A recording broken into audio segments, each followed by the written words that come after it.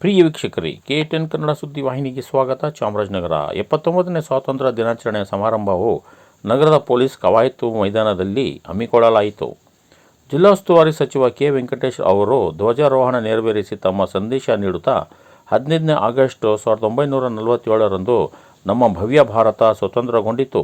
ಬ್ರಿಟಿಷರ ದಾಸ್ಯದಲ್ಲಿ ಶತಮಾನಗಳನ್ನು ಕಳೆದ ಭಾರತೀಯರು ತಮ್ಮ ಮಹತ್ವ ಹಾಗೂ ತಮ್ಮನ್ನು ಕಳೆದುಕೊಂಡ ಸಂದರ್ಭದಲ್ಲಿ ತೇಜೋಪೂರ್ಣವಾಗಿ ಉದಯಿಸಿದ ಹಲವಾರು ಮಹಾತ್ಮರ ಭಾರತೀಯರ ಜನಮನದಲ್ಲಿ ಸ್ವಾತಂತ್ರ್ಯ ಕಿಚ್ಚು ಹುಟ್ಟು ಹಾಕಿದರು.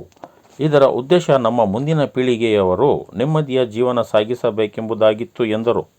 ಈ ಒಂದು ಭವ್ಯ ಕಾರ್ಯಕ್ರಮದಲ್ಲಿ ಸ್ಥಳೀಯ ಶಾಸಕ ಸಿ. ಪುಟ್ಟರಂಗಶೆಟ್ಟಿ, AR ಕೃಷ್ಣಮೂರ್ತಿ, ಪಂಚ ಯೋಜನೆಗಳ ಅಧ್ಯಕ್ಷ HV ಚಂದ್ರು, ಚೂಡಾ ಅಧ್ಯಕ್ಷ ಮೊಹಮ್ಮದ್ ಅಸ್ಗರ್ ಮುನ್ನಾ, ನಗರಸಭೆ ಅಧ್ಯಕ್ಷ ಸುರೇಶ್, ಜಿಲ್ಲಾಧಿಕಾರಿ Shilpanag, CEO Mona Roth, SP Kavita BT ಸೇರಿದಂತೆ ಇನ್ನಿತರರು ಗಣ್ಯ ವ್ಯಕ್ತಿಗಳು ಭಾಗಿಯಾಗಿದ್ದರು. ಸ್ವಾತಂತ್ರ್ಯದ ಫಲವನ್ನು ಅನುಭವಿಸುತ್ತಿದ್ದೇವೆ. ದೇಶದ ಸ್ವಾತಂತ್ರ್ಯ ಹೋರಾಟಕ್ಕೆ ಈ ನಾಯಕರುಗಳು ಭಾರತೀಯರನ್ನು ಪ್ರೇರೇಪಿಸಿದ ರೀತಿ ಅತ್ಯಂತ ಅಮೋಘವಾದದ್ದು. ತಮ್ಮ ಸರ್ವಸ್ವವನ್ನು ತ್ಯಾಗ ಮಾಡಿದ ಮಹನೀಯರನ್ನು ಸ್ಮರಿಸಿ ಆತ್ಮಪೂರ್ವಕವಾಗಿ ಗೌರವ ಸಲ್ಲಿಸ ಬಯಸುತ್ತಾರೆ. ಹಾಗೆಯೇ ಕನ್ನಡಿಗರು ಅಪ್ರತಿಮ ದೇಶ ಪ್ರೇಮಿಗಳು ಎಂಬುದನ್ನು ಸಾಬೀತುಪಡಿಸುವ ಸ್ವಾತಂತ್ರ್ಯ ಹೋರಾಟ ಇಲ್ಲಿಯೂ ನಡೆದಿದೆ. ಕನ್ನಡಿಗರಲ್ಲಿ ಸ್ವಾತಂತ್ರ್ಯ ಹೋರಾಟದ ಕಿಚ್ಚು ಪ್ರಜ್ವಲಿಸಲು ಅನೇಕ ಚೇತನಗಳು ಪ್ರೇರಕ ಶಕ್ತಿಯಾಗಿದೆ. ಚಾಮರಾಜನಗರ ಜಿಲ್ಲೆಯಲ್ಲೂ ಅನೇಕ ಮಹನೀಯರು ಸ್ವಾತಂತ್ರ್ಯ ಹೋರಾಟದಲ್ಲಿ ಭಾಗವಹಿಸಿ ಜಿಲ್ಲೆಗೆ ಗೌರವ ತಂದಿದ್ದಾರೆ.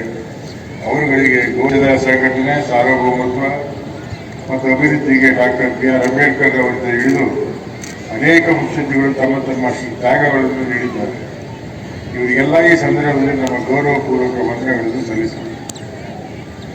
ಸಂವಿಧಾನದ ಆಶಯಗಳಿಗೆ ಅನುಗುಣವಾಗಿ ಸಮಾಜದ ಕಟ್ಟಕಡೆಯ ವ್ಯಕ್ತಿಯು ಘನತೆಯುಳ್ಳ ಉತ್ತಮ ಜೀವನ ಸಾಗಿಸಬೇಕೆಂದು ಆರ್ಥಿಕವಾಗಿ, ಸಾಮಾಜಿಕವಾಗಿ, ಶೈಕ್ಷಣಿಕವಾಗಿ ಹಿಂದುಳಿದವರು, ಶೋಷಿತರು ಸೇರಿದಂತೆ ಸಮಾಜದ ಎಲ್ಲ ವರ್ಗದವರನ್ನು ದೃಷ್ಟಿಯಲ್ಲಿಟ್ಟುಕೊಂಡು ನಮ್ಮ ಸರ್ಕಾರ ಜನಪರ ಯೋಜನೆಗಳನ್ನು ಅನುಷ್ಠಾನಗೊಳಿಸುತ್ತದೆ. ಹಾಗೆಯೇ ಗಡಿ ಜಿಲ್ಲೆ ಚಾಮರಾಜನಗರ ಸರ್ವತೋಮುಖ ಅಭಿವೃದ್ಧಿಗೂ ಸಹ ಮುಂದಾಗಿದೆ.